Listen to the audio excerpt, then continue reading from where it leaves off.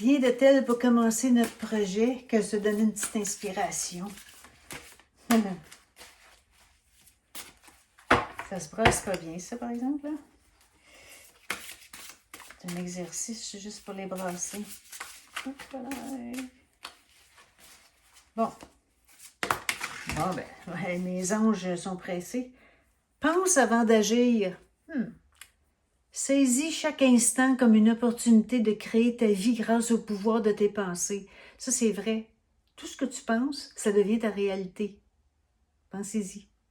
Collabore avec les forces universelles dans tout ce que tu fais et partout où tu vas en visualisant à l'avance le déroulement harmonieux de chaque expérience. Ainsi, tu crées intentionnellement ton chemin vers un avenir épanouissant. C'est très positif. On garde ça.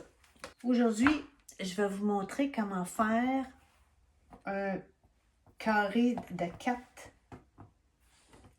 En partant de carré comme ça, on va faire un 4 patch. Alors, on va y aller avec, j'ai choisi 4 au hasard comme ça. Alors, on va les coudre de chaque côté, les deux. Comme ça et comme ça. C'est bien important, si on veut avoir des bons résultats, d'avoir des coupes précises. Ça, je le dirai jamais assez, là, même quand on est rendu ici au début, c'est là qu'il faut prendre le soin de s'assurer que nos carrés sont bien exacts. L'autre étape, ça va être de s'assurer qu'on fait une couture de 1/4 de pouce exactement de chaque côté. Quand je fais de la courte pointe, quand je fais des assemblages, je mets ma longueur de point à 2. Plus le point, si je le mets trop grand, l'espace entre chaque piqûre va être plus long. Donc, ça va être plus facile à défaire. C'est ce qu'on veut pas quand on fait des assemblages comme ça. Alors, je vais y aller avec 2. 1.5, c'est très, très, très petit. C'est pour des applications plus précises. Mais je vous dirais que 2, là, c'est un bon choix pour faire ce genre d'assemblage-là. J'ai le fil, tout est beau, mon aiguille est neuve.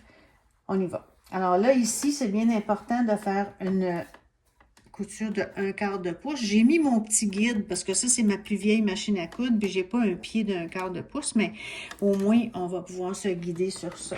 Une autre chose que je peux aussi vous donner comme truc, c'est d'essayer de ne pas aller trop vite. Ici, ma machine est à pleine vitesse, là, je vais la baisser. Comme ça, même si je pèse au maximum sur ma pédale, je ne pourrais pas aller plus vite.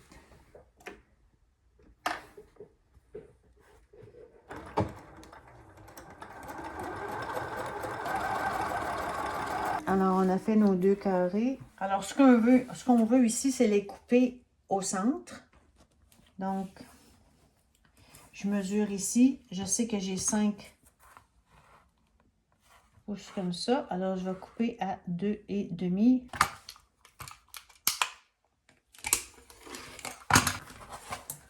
On refait la même chose ici. 2,5.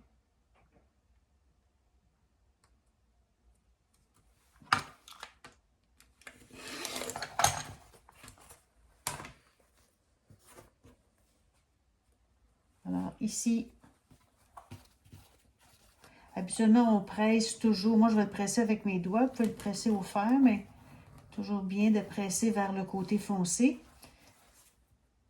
Si je voulais faire un 4 patch avec seulement ces 2 couleurs-là, je pourrais assembler ça ici. Comme ça. Alors, celui-là avec celui-là, celui-là avec celui-là. Parce que j'ai pressé mes 2 vers le foncé, mes coutures vont bien s'intercaler une dans l'autre. Comme ça, je vais avoir un coin parfait. Alors ici, on peut épingler si on veut. On peut faire la même chose ici.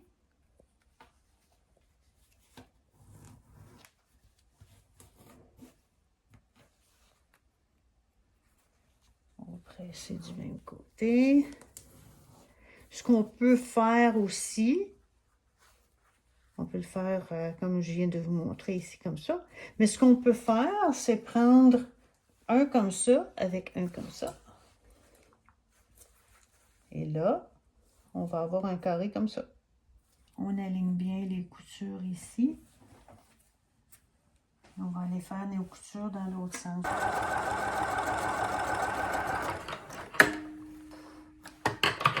On retourne à la coupe.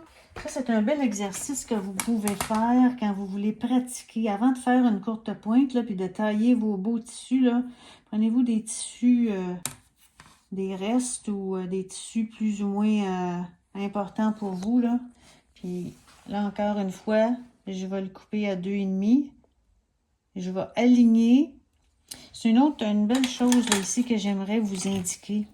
Quand j'utilise cette règle-là, j'ai des marques à tous les quarts de pouce. J'ai aligné le bord de mon tissu avec la ligne de 2,5 pouces parce que c'est ça que je veux aller chercher dans le centre.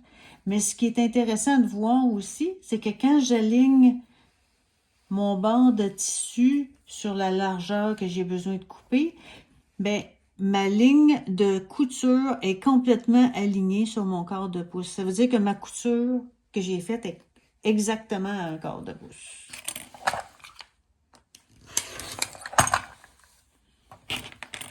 Comme je disais tantôt, il faut changer la lame, mais là, on va faire ça une autre fois.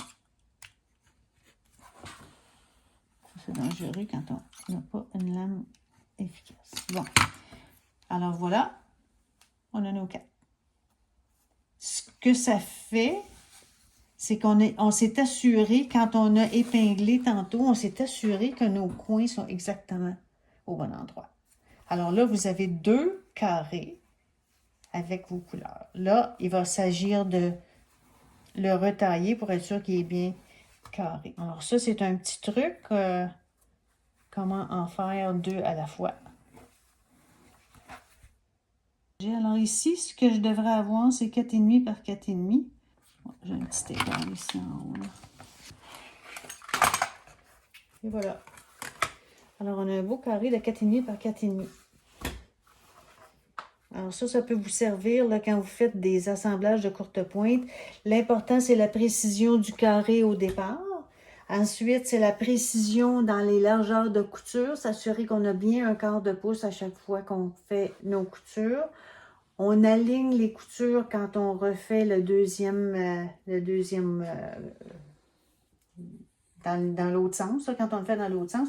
Puis quand on ouvre après, ben, si on a bien fait ça, nos coins sont, nos pointes sont complètement alignées.